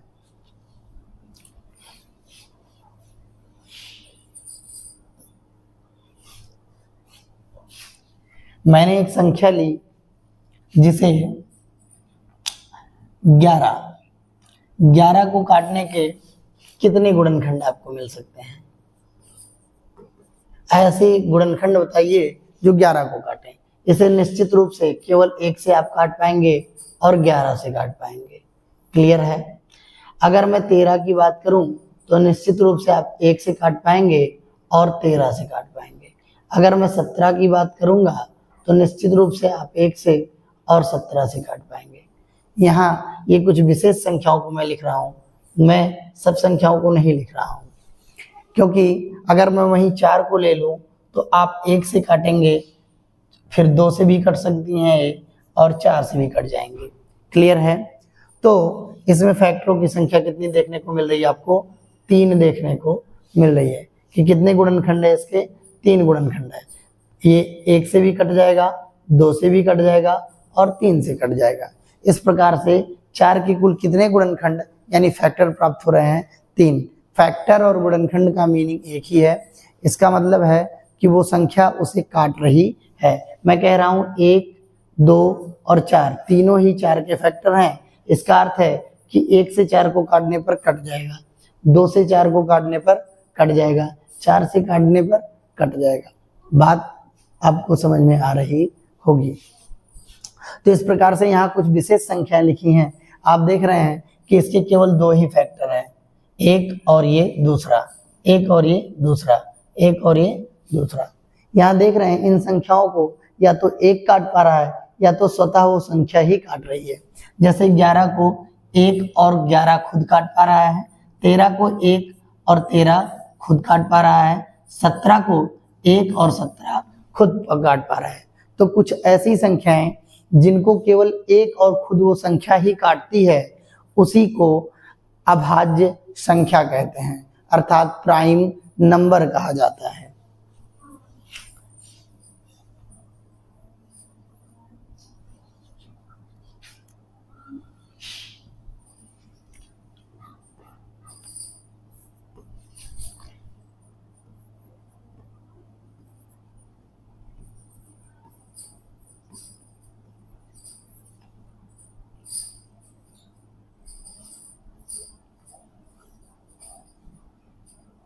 ग्यारह जो विभाज्य होगा वो 1 से और 11 से होगा।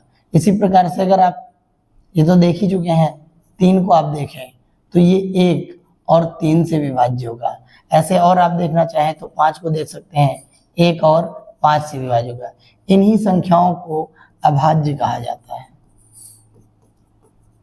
अब जरा यहाँ देखें कि इसके गुणनखंड की संख्या कितनी है। गुणनखंड की संख्या कितनी है? 2। यहाँ पर गुणनखंडों की संख्या कितनी है? 2। और यहाँ पर गुणनखंडों की संख्या कितनी है? 2।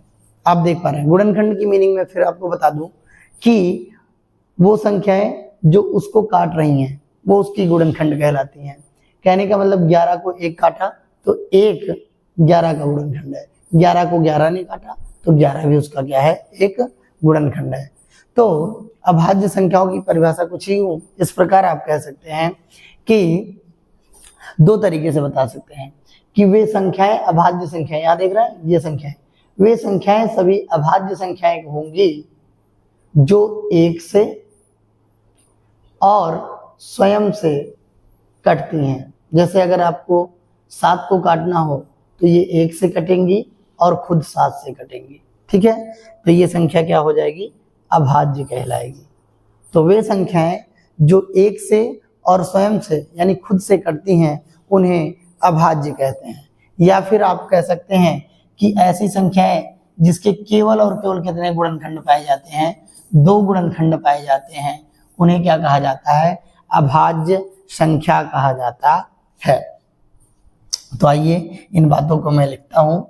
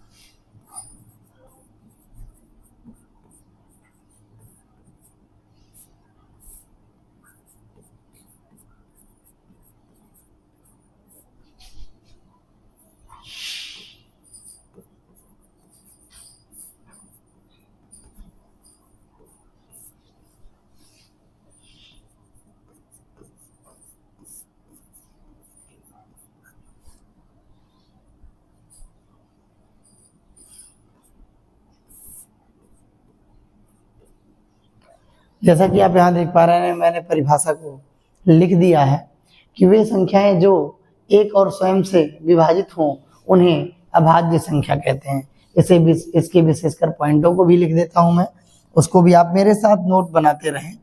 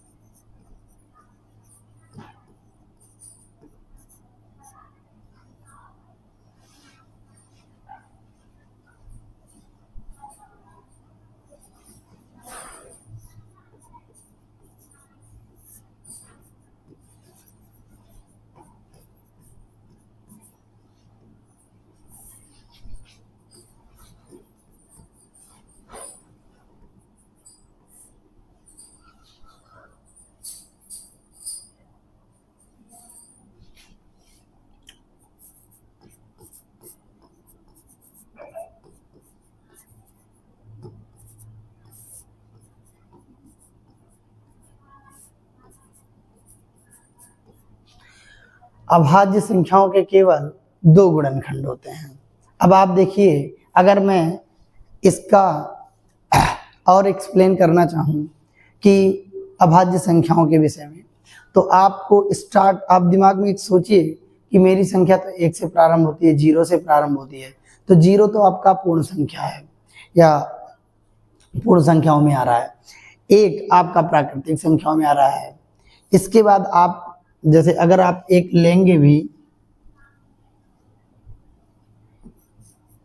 तो इसके कितने फैक्टर होंगे? इसको कौन कौन काटेगा? 1 तो काटेगा और फिर उसके बाद कोई नहीं आएगा, दूसरा कोई फैक्टर नहीं मिल रहा है, यही मिल रहा है, स्वयं भी वही है, तो 1 ही माना जाएगा, इसलिए 1 को छोड़ के बात करते हैं। अगला जो नंबर आएगा आपके पास 2 होगा। अब 2 को कौन कौन काट पाएगा? 1 तो 1 काटेगा और 1 2 स्वयं उसे काट पाएगा, इसके अतिरिक्त कोई और नहीं काट सकता। यहाँ 2 के गुणनखंडों की संख्याएं कितनी हो गई? आपको दिख रहा है कि 1 तो 1 है और 1 2, इस प्रकार से 2 गुणनखंड हुए इसके। तो यहीं से प्रारंभ होती हैं अभाज्य संख्याओं की सीरीज। तो इसके बाद आप अगर 3 को देखेंगे तो वो 1 और 3 है, यहाँ भी 2 है, तो ये दोनों ही आपस में क्या है? अभाज्य हैं।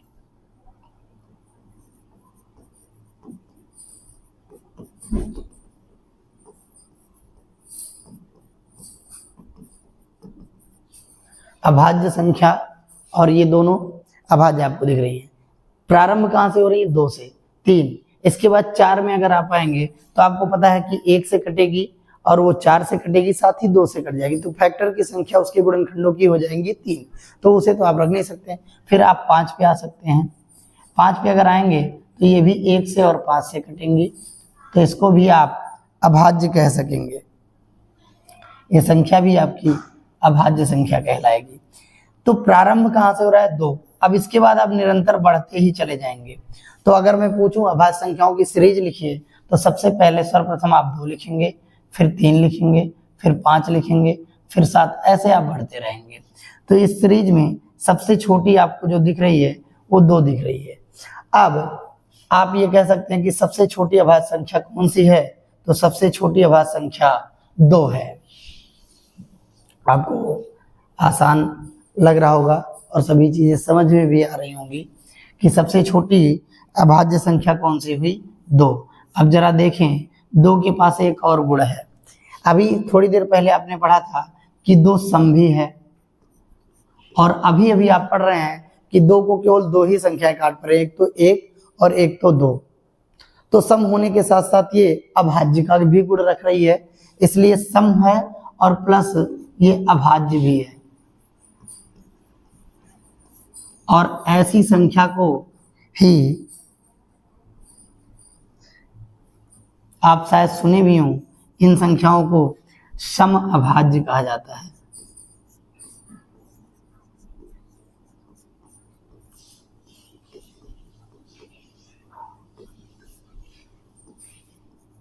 Even prime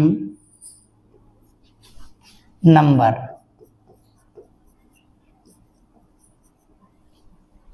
even prime number कहा जाता है।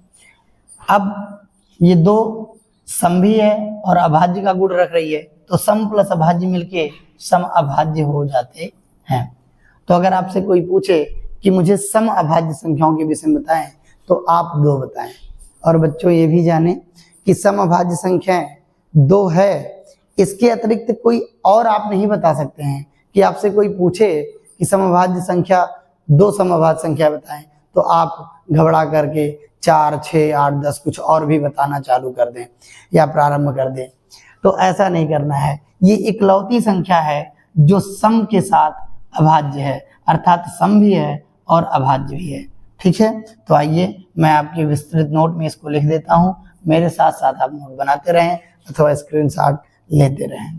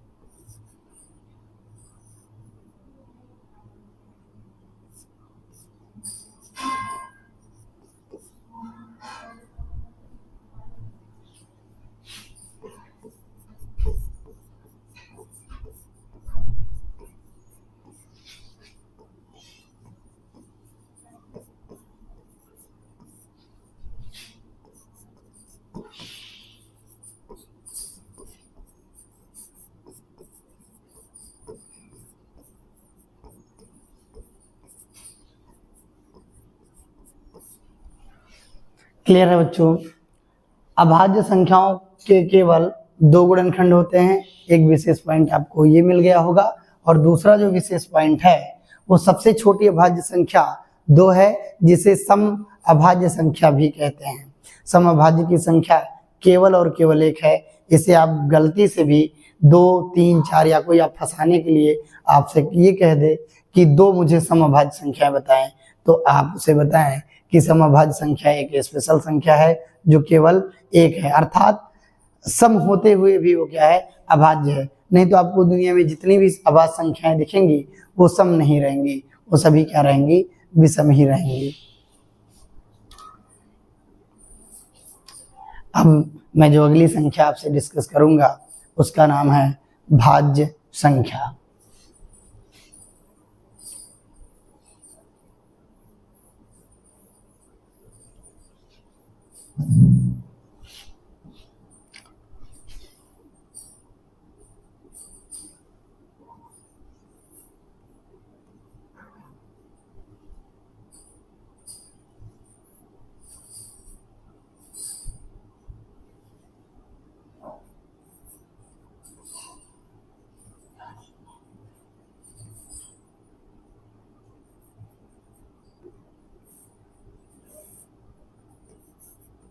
आइए भाज्य संख्याओं के विषय में समझते हैं। आप अभी देखें कि जितनी भी अभाज्य संख्याएं थी वो तो केवल एक से कट रही थी या तो फिर खुद से कट रही थी, अर्थात उसे केवल दो ही नंबर काट पा रहा था, एक और खुद वो संख्या, अर्थात उसके केवल दो ही फैक्टर थे। लेकिन आप एक संख्या में आपको लिखता हूं 10,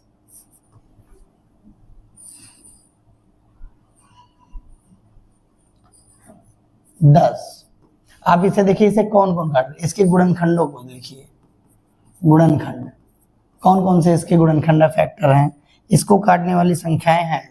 आप पाएंगे कि इसे एक काट देगा, क्योंकि आपको पहले ही पता है कि एक सबको काटता है, सभी संख्याएं एक से विभाजित होती है, इसलिए ये 2, 5 और स्वयं 10। यहाँ गुणनखंडों की संख्या कितनी हुई, गुणनखंडों की संख्या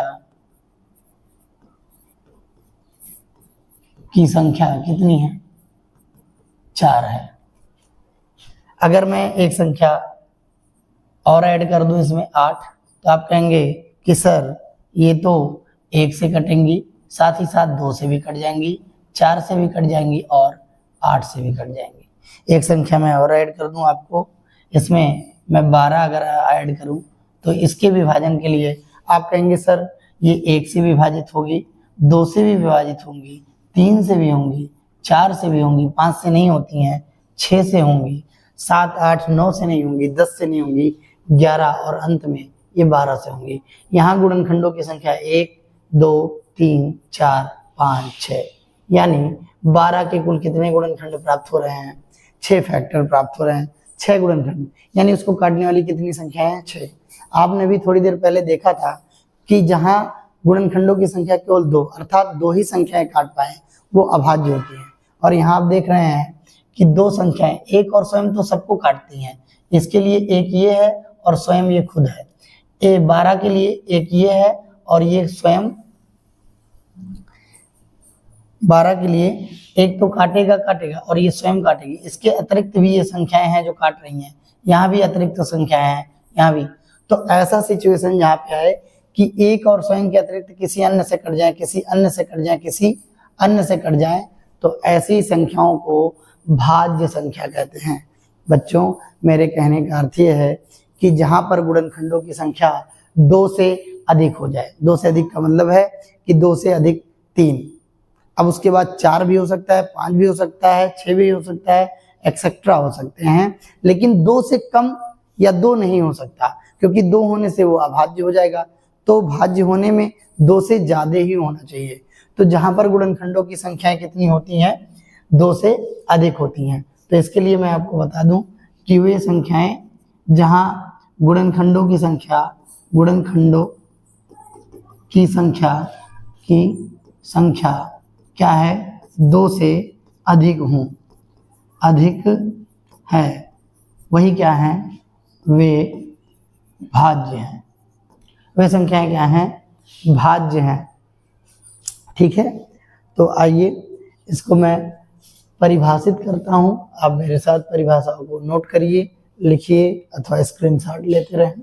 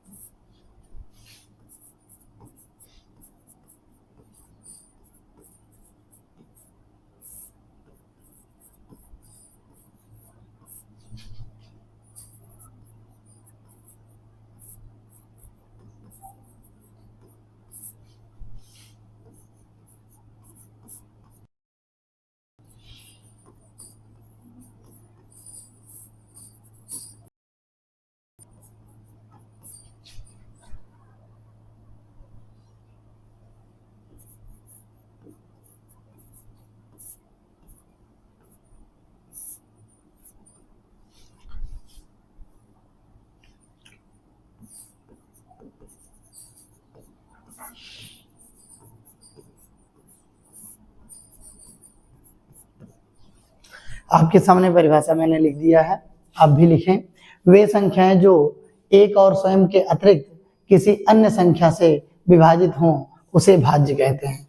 तो आपने देखा कि 1 और 0 पूर्ण में है, 2 से प्रारंभ होती हैं अभाज्य संख्याएं, 3 भी क्या है, अभाज्य है।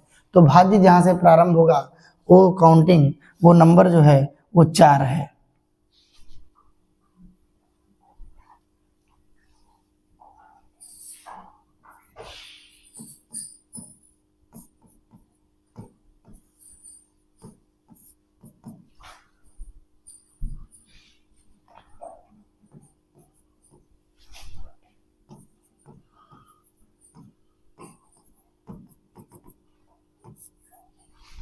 भाज्य संख्याएं इस प्रकार से चलेंगी कि सबसे प्रथम जो आएगा उसे 4 कहेंगे और ये 6, 8, 10 इत्यादि होते हुए इनफाइनाइट तक पहुंचेंगी। तो आप इस हिसाब से कह सकते हैं कि जो सबसे छोटी भाज्य संख्या है वो क्या है, 4 है।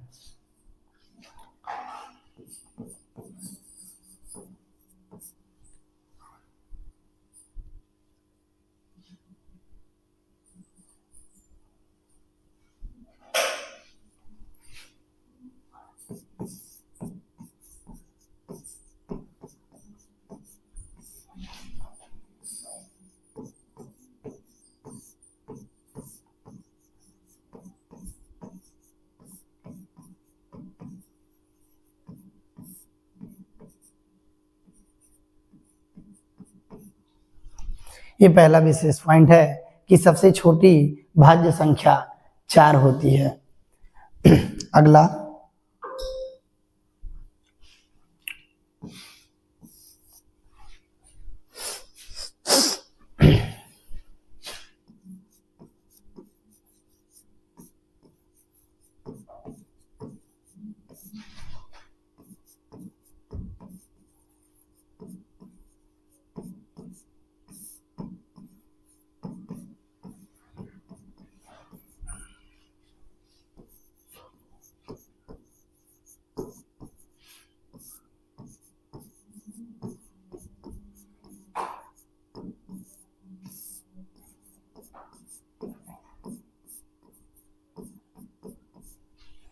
आपने देखा था कि अभाज्य संख्याओं में गुणनखंडों की संख्या केवल और केवल 2 थी, और जब मैंने भाज्य के विषय में बताया था, चाहे वो 4 हो, चाहे 6 हो, चाहे 8 हो, चाहे 10 हो, 4 1 और 4 से, साथ ही साथ 2 से भी कट जाती हैं, मतलब 3 हो जाते हैं।